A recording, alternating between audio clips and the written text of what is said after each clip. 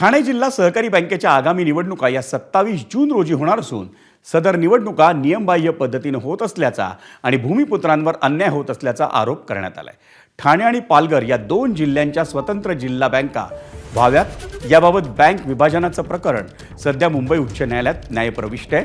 पण सोसायटी नियमानुसार कायदेशीर निवडणुका घेण्यासाठी बँक विभाजनापर्यंत आगामी निवडणुकीला तात्काळ स्थगिती द्यावी, अन्यथा त्याविरोधात हजारोंच्या संख्येने मंत्रालयावर मोर्चा काढण्याचा इशारा ठाणे जिल्हा मध्यवर्ती बँकेचे माजी अध्यक्ष आणि जिल्ह्यातील ज्येष्ठ नेते आर.सी. पाटील यांनी दिले।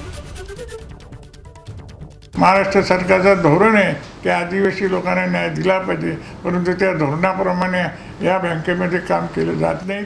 तेव्हा कृपा करून आमची विनंती आपल्याला आहे की दोन बँका होईपर्यंत ही निवडणुकी प्रक्रिया आपण थांबवावी, परंतु शासनामध्ये त्या पत्रव्यवहाराची आत्तापर्यंत दाद काही घेतली नाही। तरी कृपा करून आपण हे आमच्या विनंतीला मान देऊन या आजच्या या निवडणुकीला स्थगिती द्यावी आणि न दिल्यास आम्हाला दुर्दैवाने दोन्ही जिल्ह्याच्या तर्फे हजारोच्या संख्येने मंत्रालयामध्ये मोर्चा नेण्याची वेळ येऊ नये